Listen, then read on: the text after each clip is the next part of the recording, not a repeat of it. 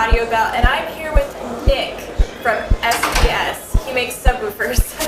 So, Nick, I have a couple of questions for you. First question, where are the young people? I'm looking around at the show, and I'm not seeing any young people, and I know you came to the panel about that, and I just want to know your thoughts. Sure. Well, hopefully, based on the weather, they're outside having snowball fights and sledding, but if they're not, I think really why the industry itself needs to kind of do a better job of reaching the young people. I feel like a lot of them really haven't done the math that you can have these crazy, awesome audio experiences at home, and they don't really understand what it means, what high fidelity means, what clarity is, what transparency is, what true chest thumping bass actually feels like. And there was this talk at the seminar that I went to about having mentors, and I feel like it used to be where you had a father or an uncle or grandfather who handed you down a nice old pair of speakers and sort of got you into the hobby, and that's just sort of going away now. And brands have more tools than ever before with social media and the way you can target and the way you can tell stories with video, and I just feel like our industry isn't doing that good of a job of doing that. And say what you want about the sound quality with Beats, but they convinced kids that paying $300 for a pair of headphones for good sound quality was something that was worth doing. And I think it's not necessarily about getting a bunch of celebrity influencers, but it's about reaching kids and understanding that the content they enjoy, whether it's video games, whether it's watching YouTube music, whatever it is, there's something to be gained by having better quality audio to go with that, not just the earbuds that come with your phone. So much of the tech that our kids live with, myself included, is disposable. It's like you don't blink spending $800 on a phone you're going to toss in a couple months, but you won't even consider buying a $1,000 pair of speakers that's going to last you 20 years. That's a value proposition that I just don't think young people really get. So I think it's our job as manufacturers and at the media to engage these younger people based on the passion of what they're listening to, but also just getting them to understand what you gain by having high fidelity equipment that can render the true representation of what the music and movies and video games are actually portraying. Okay, and what about the women? Because I've not seen any women audiophiles, and if there are, they're either with their husbands or boyfriends usually. So I think with women, it's really just about inclusiveness. I think as this is a hobby and a really fun hobby, it tends to be sort of an individual pursuit. You're not going into it, you may be in an audiophile society or you may have friends who you like to listen with, but you're not when you're sitting in, what it's called, the sweet spot, there isn't usually another seat right next to that sweet spot for your wife. Whereas I think if you engage their passions again, and I'll use the example of my wife, I brought these big tower speakers into my house and a subwoofer, and I was like, you know what?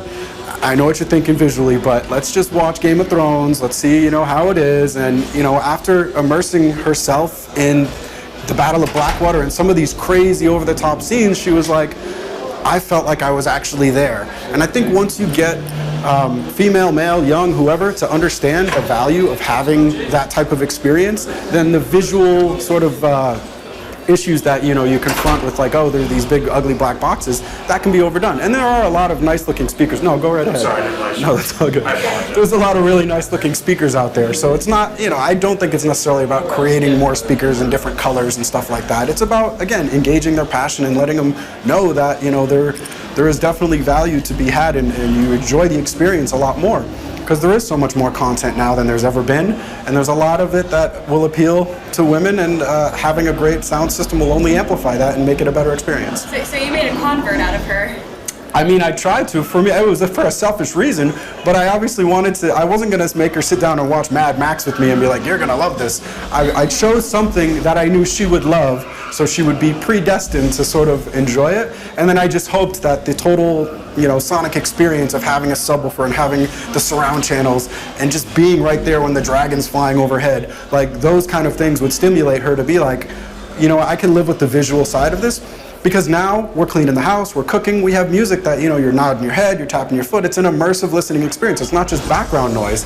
And so much of, audio now is like a little, smart speaker that, doesn't really do much in the way of dynamics or low frequency extension or clarity. It's just sort of background noise. And when you can have immersive listening while you're doing something like cooking, cleaning, doing housework, then I think that, again, is another way, not to say that I don't do housework too, because I certainly do, but, as a family, you get together, you put on good music, play it a little louder, and it makes it a little bit more fun cleaning the house on a Saturday. That's true. So if this were your show, Nick, what would you do to get more young people and women to come to it? Sure. Well, I think I saw some nice things. They started doing some like Instagram advertising, which I think is great.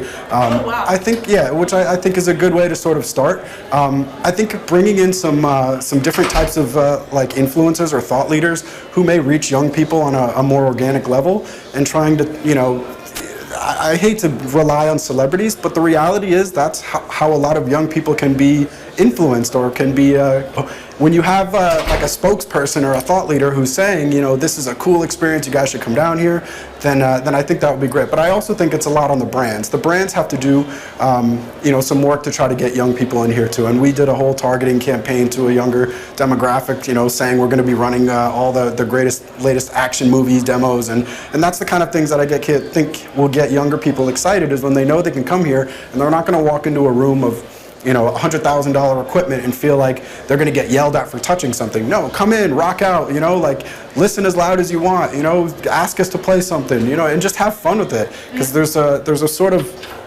I think, reputation that audiophiles have that sort of precedes it, and it's looked at as a little bit stodgy and sort of like insular, and not so much this fun sort of community building experience where you can sit with a bunch of people and just all be in awe of the sound quality. It's, you know, the audiophile is looked at again as like an individual sitting in the sweet spot in his basement with his eyes closed and just, you know, hearing the voice of God. And I think if you want to get young people, it's got to be a little bit more social than that, a little bit more fun and, you know, engaging what they're actually listening to at home.